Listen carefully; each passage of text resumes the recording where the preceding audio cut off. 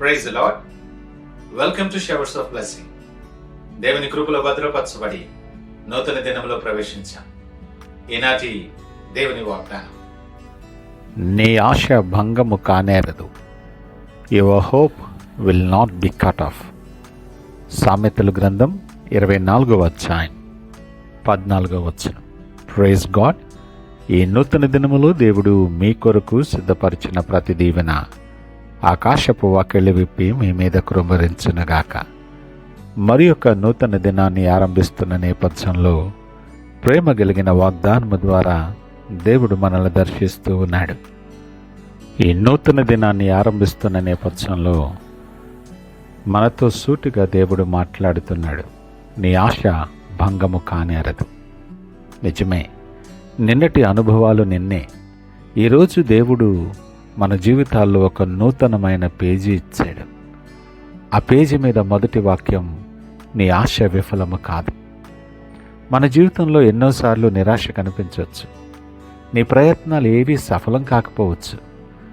మనసులో ఎంతో భారం ఉండి ఉండొచ్చు. కానీ దేవుడు అంటున్నాడు, నేనిచ్చిన ఆశకు విఫలం అనేది లేదు. మనము జాగ్రత్తగా గమనిస్తే ఈ వచనం జ్ఞానం అన్న పదంతో మొదలవుతుంది. అంటే దేవుని మనస్సును గ్రహించటం. అంటే దేవుడు జ్ఞానాన్ని అనుగ్రహించినప్పుడు నీ నిర్ణయాల్లో స్పష్టత వస్తుంది. నువ్వు నడిచే మార్గంలో, నీ దారిలో సమాధానం వస్తుంది. నీ జీవితంలో క్షేమము నిలవబడుతుంది. అంత మాత్రమే కాదు సుమా, నీ ఆశ భంగము కాకుండా నిలబడుతుంది. ఈ వాక్యం ఏం చెప్తుందంటే, దేవుని జ్ఞానం నీ భవిష్యత్తులో నీ ఆశకు గ్యారంటీ అని.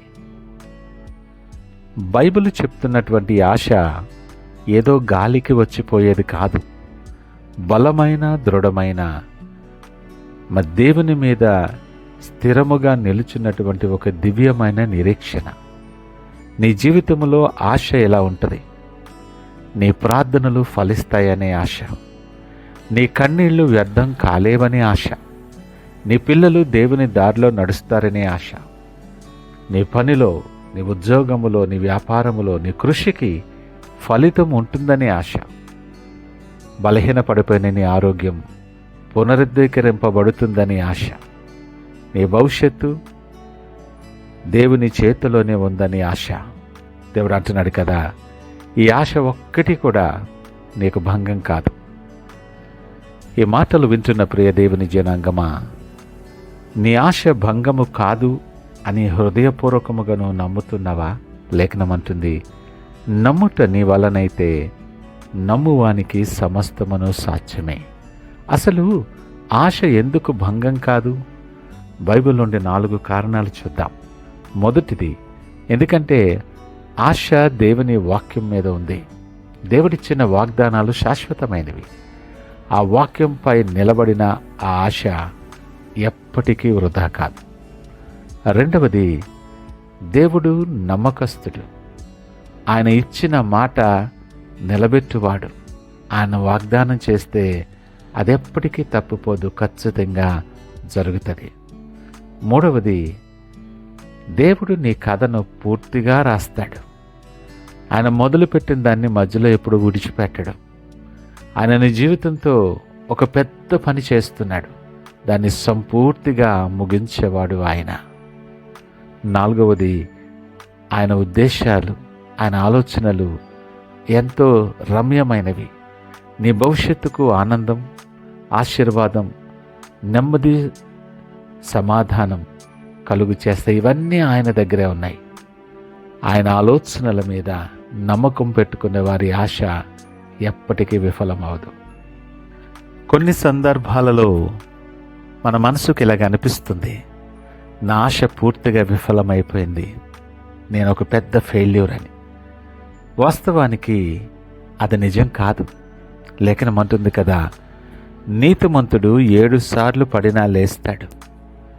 దేవునితో నడిచే మనిషికి ఆశ ఎప్పుడూ 2వ శ్వాసను పుంజుకుంటుంది.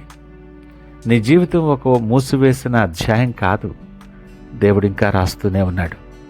నీ కథ ఇంకా ముగిసిపోలేదు, కాబట్టి నీ ఆశ కూడా ఇంకా ముగియదు.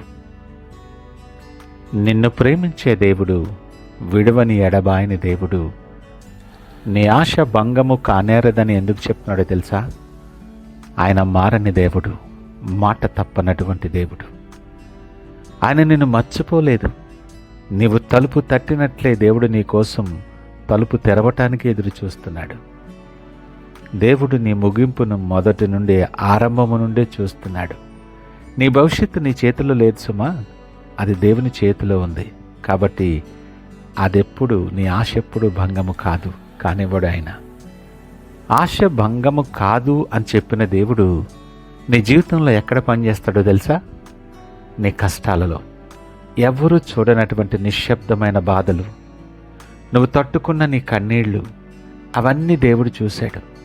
ఆ కన్నీళ్లను, ఆ బాధను వృధా చేయడు. రెండవది, నీ ప్రయత్నాలు. ఎన్నిసార్లు ప్రయత్నించి విఫలమైన ఆ ప్రతి ప్రయత్నాన్ని దేవుడు గుర్తుంచుకుంటాడు. విజయం ఆలస్యం అయ్యుండొచ్చు, కానీ అది రావాల్సిందే. మూడవదిగా, నీ ప్రార్థనలో పనిచేస్తాడాయన. నువ్వు చెప్పిన ప్రతి మాట, మోగపోయిన నీ హృదయం పలికిన ప్రతి ఆలోచన, అవన్నీ దేవుని చెవులకు చేరుతాయి. దేవుడు నిశ్శబ్ద ప్రార్థనలను కూడా శ్రద్ధగా ఆలకించే దేవుడు. ఈ నూతన దినాన్ని ఆరంభిస్తూ ఉన్నప్పుడు ఒక చిన్న ఆలోచన. నీ ఆశ ఏంటి? దేని మీద నీవు ఏ విషయంలో నిలబడి ఉన్నావు? ఏ ఆశీర్వాదం కొరకు నీవు నీ మనసును సిద్ధం చేసుకోవాలా? ఈ ఉదయాన్ని ఆలోచించు. నీ హృదయాన్ని పరీక్షించుకో. అవి దేవుని ముందుకు తీసుకుని రా.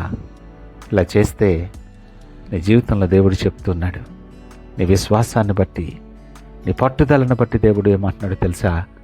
నా కుమారుడా, నా కుమార్తె, నీ ఆశా భంగము కానేరదు. అలాంటి సంపూర్ణ విశ్వాసముతో, నిశ్చయతతో ప్రార్థన పూర్వకముగా ఈ దినాన్ని ఆరంభిద్దామా? ప్రార్థించుకుందాం. మహోన్నతుడు, నమ్మకమైన మా యేసయ్యా, స్తోత్రాలు, వందనాలు. ఈ కాలం నాతో మాతో మీరు మాట్లాడిన విధానము చొప్పున మీకు వందనాలు ప్రభా. నిజమే, ఈ దినం ఎంతో ధైర్యపరిచాలు. మా ప్రార్థనలు, మా కన్నీళ్లు, మా ఎదురుచూపులు వృధా కావు నాయనా.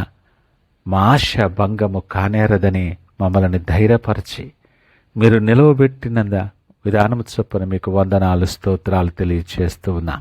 అయ్యా, నా ఆశను నీలో స్థిరపరచు.